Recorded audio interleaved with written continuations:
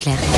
Europe 1 13h. Avec Céline Giraud qui vous accompagne de 13h à 14h sur Europe 1. Et avec vous aujourd'hui pour décrypter l'actualité, Céline, Jean-Claude Dacier et Olivier d'Artigol, vos chroniqueurs politiques. Les tests salivaires sur les piétons pour identifier les fumeurs de cannabis. Qu'en pensez-vous ? Gérald Darmanin voulait étendre ces tests aux passants sur la voie publique et ça a été repris, cette idée, à son compte par Gabriel Attal lors d'un dîner avec des parlementaires à Matignon mardi soir.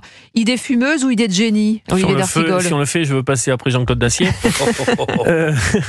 Mais ça me semble un peu fumeux, mais l'exécutif met une idée par jour dans les tuyaux, c'est un peu une opération de diversion, pour ne pas parler d'autres sujets.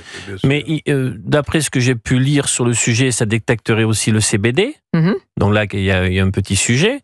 Et normalement, on ne peut contraindre une personne que s'il y a une infraction pénale, et alors on lui soumet des tests. Ouais. Donc c'est dans les cas de mesures coercitives.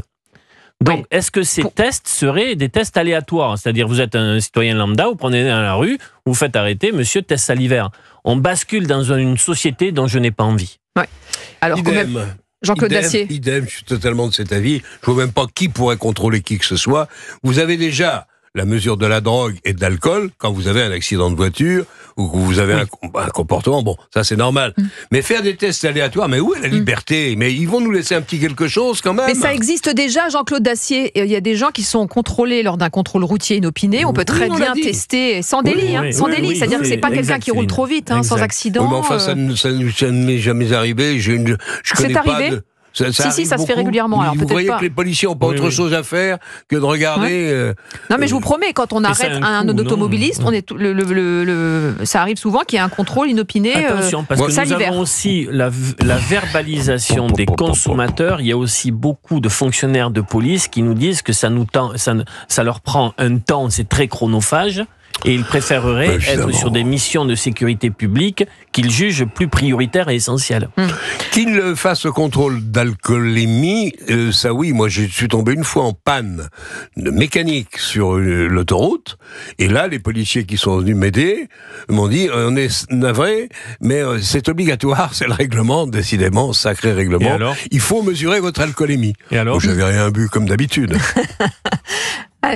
Ce qu'on ne comprend pas, c'est quel est le but de ces tests salivaires. C'est de faire de la répression, parce qu'on le rappelle, en Allemagne, on a légalisé le cannabis récréatif, mais ces tests salivaires, ça existe déjà au Canada, aux États-Unis, dans certains États. La politique publique au sujet de la drogue, qui est l'une des législations les plus punitives en Europe, est en échec, puisque nous avons le plus fort taux de consommation. Oui, en Europe, vous avez raison de le rappeler, en cannabis. Et donc, notre politique est en échec, voilà.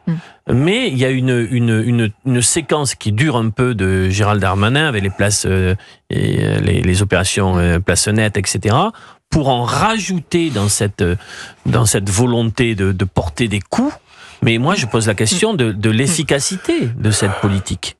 Alors que d'autres pays regardent dans une autre direction. Moi, je ne nie pas que la lutte contre la drogue soit quelque chose d'important, qu'il faille la mener. Je soutiens tout à fait l'action du gouvernement en la matière.